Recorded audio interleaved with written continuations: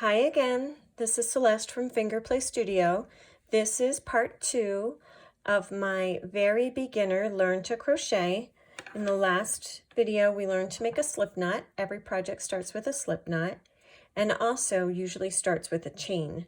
So today we're going to learn how to chain.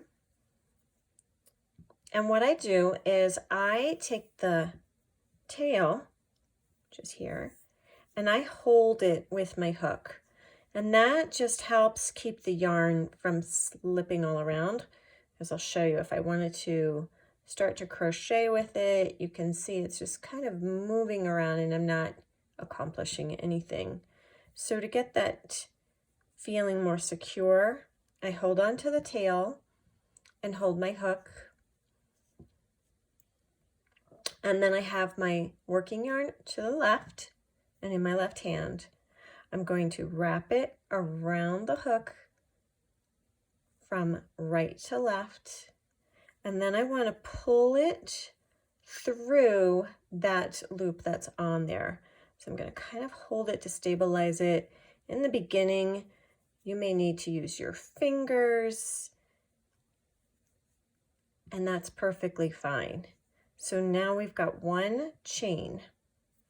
I'm going to do some more and show you a different way to hold the yarn. So I've got still holding my tail, and I'm going to wrap the yarn around and I'm going to pull it through. Now that I've got a few chains on here, I've moved the tail to my left hand and I'm going to hold it with my left hand to be more secure. So I kind of slingshot it out. Then I'm going to use the hook to help that wrap, or I can use my finger. But the most important thing is getting that yarn from right to left across the hook.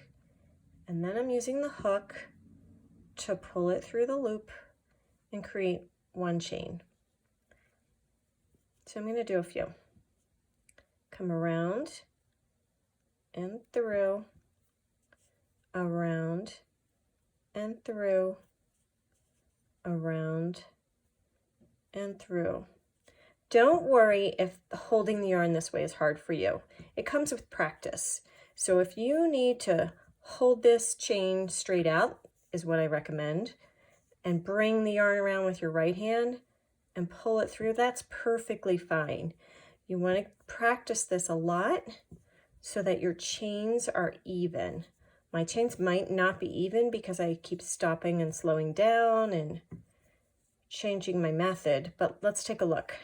And they're not. Look at this. Long one, but here are the ones where I was consistent.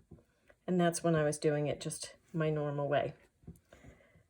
And the way that we count the chains is we don't count the knot and we don't count the one on the hook.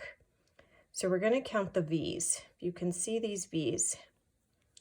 And so there's 1, 2, 3, 4, 5, 6. Here's my long one. If I was actually doing a project, I would probably not want that. I would take it out. 7, 8, 9, 10. So there's 10 chains on there. But like I said, I'm not happy with these because they're too long.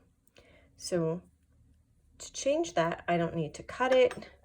All I need to do is rip it back. I can even save my slip knot and reuse it. So I stick my hook in and I'm going to chain. See how it's flipping around? That's why it's helpful to hold it there in the beginning. I get that one chain done. Tighten it up just a little bit. You don't want to get into the habit of pulling really tight on it. It will make your crochet very tight and it also can split your yarn. Okay, so I've got one done and I'm ready to cruise a little bit.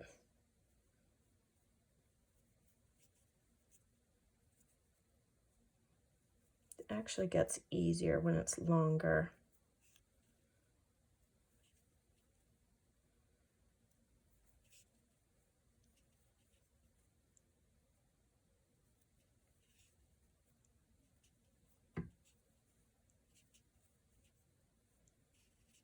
Let's take a look.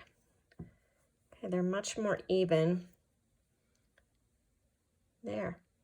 So practice chaining before you start your project. It's a good idea to practice chaining quite a bit. You can rip them out when you're done, or you can use them. You can make little friendship bracelets or necklaces, but it's a great thing to practice before you start your project.